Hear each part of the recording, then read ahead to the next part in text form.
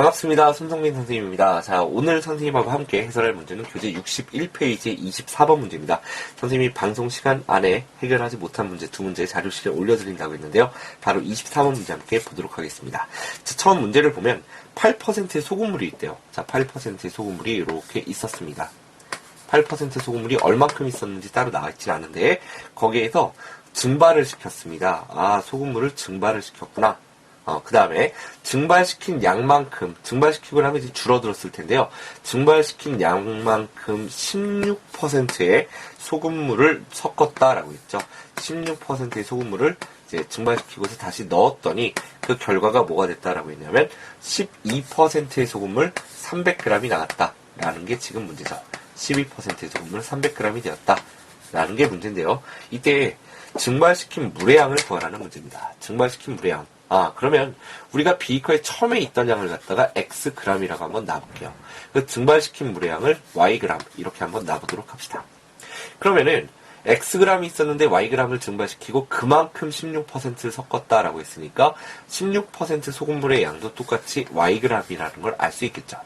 자, 그럼 우리가 이 말이네요. 물컵이 있는데 물컵을 한 모금 마셨어요. 그 마신 만큼 물을 채워 넣으면 처음에 있던 양하고 똑같겠죠. 결국 우리가 알 수 있는 게 소금 물을 한번 흘러가는 과정을 보니까 xg이 있는데 yg 증발했다가 다시 yg을 넣었어요. 근데 그 결과가 300이라는 얘기는 제일 처음에 x가 바로 얼마라는 걸 알 수 있냐면 300g이 있었다라는 걸 알 수 있죠. 300g에서 yg 증발, yg 다시 들어왔어. 그러니까 그대로 300이 유지가 된다. x값은 바로 나오는 그런 좀 특별한 문제네요. 자, 그럼 우리가 이제 요 안에 들어있는 소금의 양을 보도록 하겠습니다. 자, 원래 요 안에 소금의 양이 얼만큼 녹아 있었냐면 소금 물의 양 곱하기 100분의 농도, 즉 100분의 8x만큼의 소금이 녹아 있었을 거예요. 근데 여기서 yg을 증발시켜봤자 물만 증발하니까 소금의 양에는 변화가 없었다는 얘기고요. 자, 그 다음에 여기다 이제 섞었어요. 요 안에 들어있는 소금의 양을 보면요. 이 안에 들어있는 소금의 양은 역시 소금물의 양 곱하기 100분의 농도가 되니까 100분의 16y가 될 거다. 라는 걸 알 수 있어요.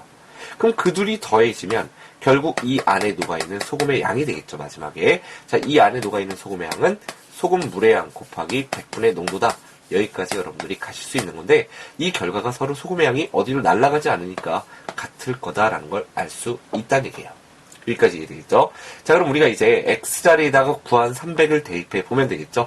x에 300을 넣어보면 100분의 300이 약분해서 38에 24가 되겠고요. 자, 더하기 100분의 16y는 우변을 보면 이렇게 약분해서 36이 될 겁니다. 결국 요식을 계산해보면 100분의 16y가 12가 될 테고요. 여기까지 따라왔죠? 이항했습니다. 양변에 100배 해주면 이렇게 올라올 테고 결국 y의 값은 16분의 1200이 나올 겁니다. 그럼 요걸 우리가 약분해보면 4로 약분해보면 이렇게 될 테고요. 또 다시 여기서 4로 또 한번 약분할 수 있죠. 그러면 4, 7에 28, 4, 5, 20 결국 이렇게 우리가 뭘 구할 수 있다? 마지막으로 y를 구할 수 있다는 얘기예요. 그러면 결국 우리가 문제에서 구하라는 게 뭔가 다시 한번 보니까 증발시킨 물의 양이죠. 증발시킨 물의 양을 우리가 yg이라고 놨기 때문에 그대로 답은 75g이다. 라고 여러분들이 써주시면 되겠습니다. 선생님 설명을 조금 부지런히 했으니까 한번 다시 들어보시면 좋을 것 같습니다. 꼭 복습하시고요. 또 다음 시간에 만나도록 해요, 우리.